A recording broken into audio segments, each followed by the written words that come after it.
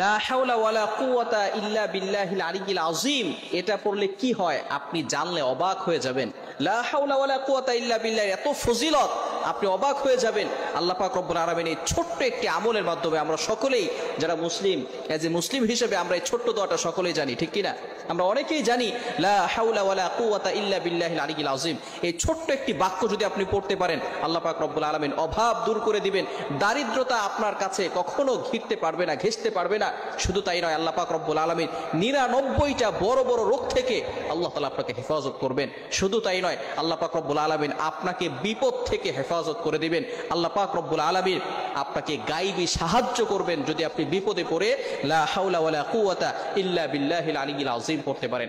বড় চমৎকার এই আমলটা আমাদের অনেক মুরব্বিয়ানে কেরাম যারা আগে এবং এখনো অনেক মুরব্বীদেরকে দেখেছি এই আমলটা করতে, এবং সাহাবায়ে কেরামরা এই আমলগুলো করতেন এবং তারা ফলাফলও পেয়েছেন। আল্লাহ রাসূল সাল্লাল্লাহু আলাইহি ওয়াসাল্লাম বলে দিয়েছেন, বুখারী শরীফের 4202 নম্বর হাদিস, আল্লাহ রাসূল সাল্লাল্লাহু আলাইহি ওয়াসাল্লাম বলে দিয়েছেন, আবু মুসা আশআরী রাদিয়াল্লাহু তাআলা আনহু থেকে বর্ণিত, যে ব্যক্তি প্রতিদিন লা হাওলা ওয়ালা কুওয়াতা ইল্লা বিল্লাহিল আলিয়্যিল আযীম 100 বার পাঠ করবে, আল্লাহ পাক রব্বুল আলামিন কখনো তাকে দারিদ্রতা দিবেন না। সুবহানাল্লাহ। Can you imagine that?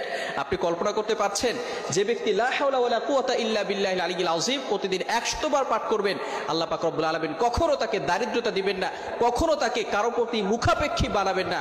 অর্থাৎ একটা কাঁচা মরিচের জন্য আল্লাহ পাক রব্বুল আলামিন আপনাকে মানুষের কাছে হাত পাতাবেন না, আপনাকে কখনো আল্লাহ পাক রব্বুল আলামিন দারিদ্রতা দিবেন না যদি আপনি দৈনিক এই লা হাওলা ওয়ালা কুওয়াতা ইল্লা বিল্লাহিল আলিয়্যিল আযীম 100 বার পাঠ করতে পারেন।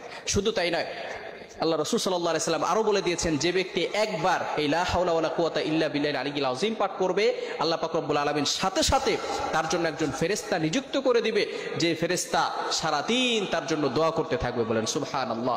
আল্লাহ রাসূল সাল্লাল্লাহু আলাইহি ওয়াসাল্লাম আরো বলেছেন, যদি কোনো ব্যক্তি এই লা হাওলা ওয়ালা কুওয়াতা ইল্লা বিল্লাহিল আলিয়্যিল আযীম 10 বার পাঠ করে, তাহলে আল্লাহ পাক রব্বুল আলামিন তাকে সন্তান দুনিয়াতে আসলে যেমন তার কোনো গুনাহ থাকে না, আল্লাহ পাক রব্বুল আলামিন তাকেও পবিত্র করে দিবেন। সুতরাং এই আমলটা আমরা সকলেই করব।